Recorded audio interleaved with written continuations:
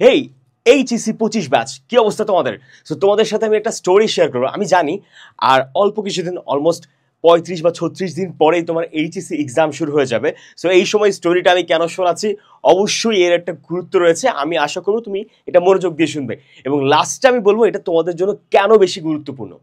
Well, একটা Chinese প্রসিদ্ধ গল্প আছে। চায়না জুড়ে এটা তো এটা ফেমাসই, ওয়ার্ল্ড ওয়াইডও এটা ভালোভাবেই ফেমাস। গল্পটা হচ্ছে এইরকম: একজন চাইনিজ ফার্মার ছিল, যার একটা ঘোড়া ছিল। ঘোড়াটা খুবই সুন্দর ছিল এবং দামি ছিল। সো একদিন হঠাৎ করে ঘোড়াটা হারায় যায়। ঠিক আছে? তো তখন এই ফার্মারটা চারিদিকে খোঁজাখুঁজি করা শুরু করে যে আমার ঘোড়াটা কই যাইতে পারে। তো বিভিন্ন মানুষের কাছে জিজ্ঞেস করে এবং যেই শোনে সেই আফসোস করে, আহা, কি যে হইলো, কি যে হইলো, কি যে হইলো। সো একটা পর্যায়ে এসে ওই ফার্মার তাদেরকে বলে, আচ্ছা থাক, আফসোস করার কিছু নাই, দেখা যাক কালকে কি হয়। সো যখন একটা দিন অতিবাহিত হয়, পরবর্তী দিন তার ছেলে কই থেকে যেন ওই ঘোড়াটাকে ধরে নিয়ে আসে। সবাই তো আনন্দে আত্মহারা, যাক অবশেষে তুমি তোমার ঘোড়াটা পাইছো, এত দামি একটা ঘোড়া, এত সুন্দর একটা ঘোড়া পাইছো, যাক ভালো হইছে। তো পরবর্তীতে ফার্মার বলতেছে, যাক এত আনন্দেরও কিছু নাই, দেখা যাক কালকে কি হয়। তো যেহেতু ওই ছেলেটা হচ্ছে এই ঘোড়াটাকে খুঁজে নিয়ে আসছে, সো ওই প্রাইড থেকে আর কি ছেলেটা হচ্ছে ঘোড়াটাকে নিয়ে বিভিন্ন জায়গায় ঘুরতে যেতেছে, বেড়াতে যেতেছে, মাঠে নিয়ে যেতেছে, ঘাটে নিয়ে যেতেছে। তো হঠাৎ করে একটা সময় যে কি হয়, ঘোড়ার পিঠ থেকে ওই ছেলেটা পড়ে যেয়ে তার পিঠের একটা হাড্ডি ভেঙে যায়। তো সবাই আফসোস করতে থাকে, আহা কি হইলো এটা, ছেলেটা এত কষ্ট করে ঘোড়াটা খুঁজে নিয়ে আসলো, এখন একটু চড়াচড়ি করলো ঘোড়ার উপরে, বাস এখনই পরে পিঠটা মানে ভেঙে গেল, এটা কোনো কথা হইলো?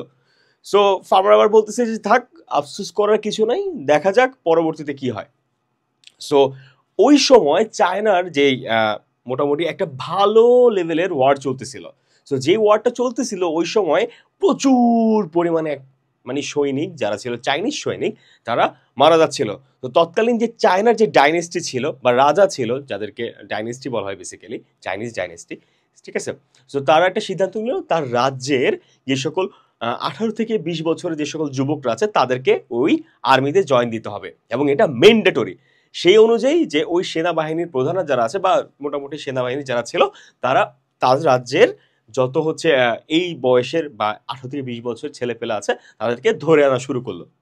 সো সেই হিসাব করলে ওই যে ছেলেটা পড়ে ঘোড়ার পিঠ থেকে পড়ে পিঠটা ভেঙে গেছে, ওর বয়সও এই রেঞ্জের ভিতরে, অর্থাৎ 18 থেকে 20 বছরের মধ্যে। সো যখন তার বাসায় যায় যে হ্যাঁ আমরা খবর পেয়েছি তোমার ছেলের বয়স এরকম, তাকে আমাদের সাথে আর্মিতে জয়েন হইতে হবে, তখন ওই ফার্মারটা বলে যে হ্যাঁ আপনারা ঠিকই শুনেছেন, কিন্তু আমার ছেলেটা না 3-4 দিন আগে ঘোড়ার পিঠ থেকে পড়ে ওর পিঠের হাঁটি ভেঙে যায়, ও এখন প্রায় ডিজেবল অবস্থায় আছে, ও যেতে পারবে না। সো চাইনিজ আর্মিরা কি করলো, ওর কথা বিশ্বাস না করে নিজেরা চেক করতে গেল এবং দেখলো যে হ্যাঁ আসলেই তো এই অবস্থা। তো পরবর্তীতে তারা চলে গেল। সো ওই যুদ্ধটা খুব ইন্টেন্স হয়েছিল এবং প্রচুর পরিমাণে ওই বয়সী ছেলেমেয়েরা ওই যুদ্ধে মারা যায়। তো এখানে মোরাল অফ দ্য স্টোরি কি? মোরাল অফ দ্য স্টোরি হচ্ছে দুইটা।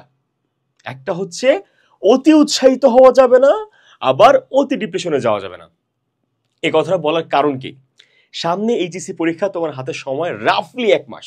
তোমাদের ভিতরে এক শ্রেণীর স্টুডেন্ট আছো যারা সারা বছর কঠিন পড়াশোনা করছো এবং এখন অপেক্ষায় আছো যে কবে এক্সামটা আসবে, দিবে এবং ভালো রেজাল্ট করে ফেলবে। আবার আরেক শ্রেণীর স্টুডেন্ট আছো যারা সারা বছর মোটামুটি পড়াশোনা করছো বা করোই নাই, তারা এখন ভয় কাঁপতেছে যে সামনে তো এইচএসসি পরীক্ষা, এখন আমি কি করব? ওয়েল, তোমাদের দুইজনের জন্যই স্টোরিটা খুবই গুরুত্বপূর্ণ। কারণ এক শ্রেণীর লোক বেশি উৎসাহিত হইতেছে, যারা পরবর্তীতে হচ্ছে যে পরীক্ষার হলে কোয়েশ্চেন দেখে মনে করবে হ্যাঁ এটা তো পারি, কিন্তু অ্যান্সার লিখতে গেলে পারবে না, কারণ এই যে যে সময়টা আছে তারা হেলায় ফেলায় কাটাচ্ছে, অবহেলায় কাটাচ্ছে। আর আরেক শ্রেণীর স্টুডেন্ট যারা হচ্ছে ভয় পাইতেছে, বই নিয়ে বসতেছে না, ঠিক আছে, ঠিক মতো প্রিপারেশন নিচ্ছে না, যে সার্ভাইভালের যে যে চান্সটুকু আছে সেইটা কাজে লাগাই দিচ্ছে না, তারাও কিন্তু এই সমাজে ধরাটা খাবে। সো তোমাদের জন্য জাস্ট একটাই আমার উপদেশ, ঠিক আছে, সেটা হচ্ছে ভাইয়া, তুমি ভালো পড়লেও ভালো, খারাপ পড়লেও ওয়েল, এখন কি করার কিছু নাই। এই যে 1 মাস সময়টুকু আছে এইটাকে প্রপারলি কাজে লাগাও এবং এইচএসসি পরীক্ষায় তোমার কাঙ্ক্ষিত রেজাল্টটা আনো।